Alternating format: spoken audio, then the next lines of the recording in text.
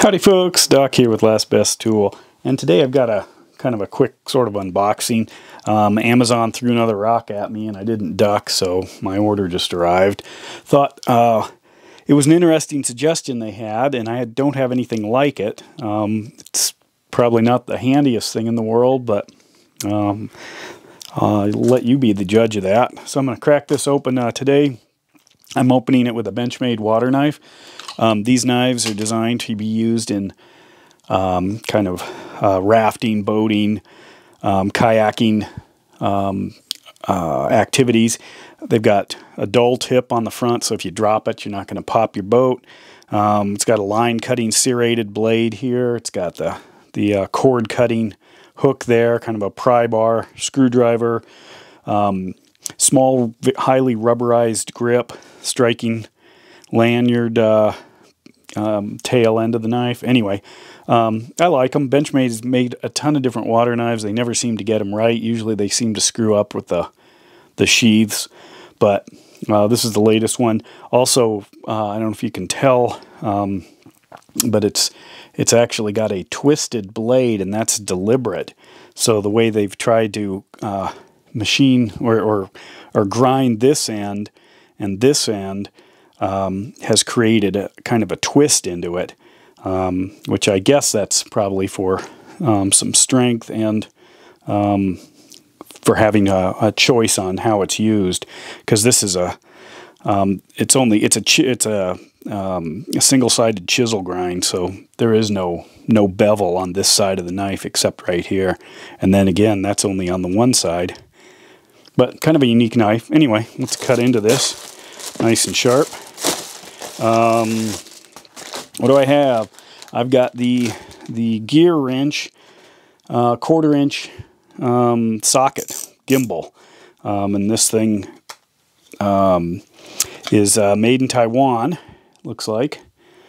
Not too expensive. I think this one was 12 bucks. They make a 3/8 that was like 13 bucks.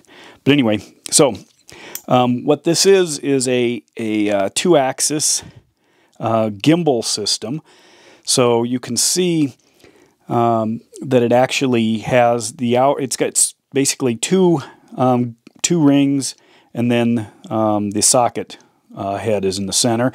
So the spinning at 90 degrees of each of these plus your hand gives it basically 3 axes of rotation, or 3 degrees of freedom. So I've got, this way, back and forth would be one, and then I've got, let me put a little lever arm here, so it can go this way, it can go this way, and it can go this way, or any way in between. So that's kind of unique, and it's a nice large spinner. There are other spinners. Here's a small 3/8, and here's a 1/4, Blue Point 1/4. I like this guy. It is pretty tiny. And something that's always intrigued me is Snap-on's palm. They've got a 1/4 inch palm driver, and I just haven't ever totally needed one. I don't know, I don't make enough airplanes or something. But this just seemed like a handy size. I don't know how durable it is. It seems fairly well made. This is a plastic tip cap, it looks like, here.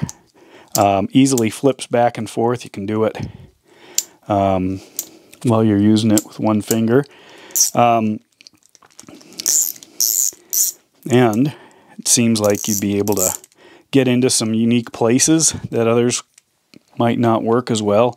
There are other designs. These are kind of the standard 1/4 inch handles, early Snap-on, sort of a vintage one, standard sort of the screwdriver, tri-lobe, and you can attach another driver onto the back of this for a little extra juice. And then, of course, we've got our small ones, and if I threw something on, I really like these to use them kind of as spinners, but I could throw a swivel on here. I don't know how functional all of that is once you get down to it with all these moving parts here, but it seems kind of doable in other areas. And also when you're looking at a ratchet like this tiny Snap-on here with another spinner on the end, versus the size of that guy, This is also 72 teeth. I mean, that's pretty amazing. So if I line this line the handle up here with the top screw, and I rotate it all. Well, if I go all the way around, if I go halfway, I got 36 clicks I heard there. There's another 36, 72 clicks all the way around. I've used this. This is an old Cornwell, and I've used the heck out of it. Handle's coming apart, and this can come in really handy. This is like a kind of a small version of this. So I know that this has some use, therefore this should have some kind of use. This is set up with an extension. If I could put a shorter extension on it and a socket. Seems like a nice hand driver. Of course, I could also put a bit holder on it. Use that as a little screwdriver. I've had this one for a while. It's interesting. Honestly, I don't use it that much. But what it is let me just pull this one off. It's a little bit holder. It's a Craftsman. And this guy here is USA made. It's got a little reversible lever right here. But it's a little tough to hang on to. You know, grabbing a triangle like with 3 fingers, I'm sure on paper it's like a great idea. It'll be easy to hold on to. It's actually not. This is way easier to hang on to, this kind of gas cap sized thing. But I do know that this does come in handy sometimes. This should come in even handier.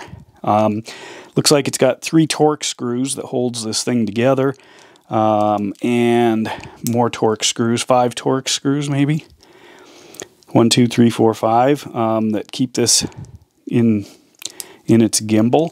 But anyway, I just wanted to bring that to your attention. We'll see how it holds up and if I find some uses. It's kind of slippery. It's nice melted features. They're really smooth. Imagine if it was covered with oil, you probably couldn't do much with it. But for a lot of things, it's not going to get anywhere near oil, especially if I use it for electronics. But it just seems like a neat little tool, fun to play with, and that's why I do this. So with that, Doc out.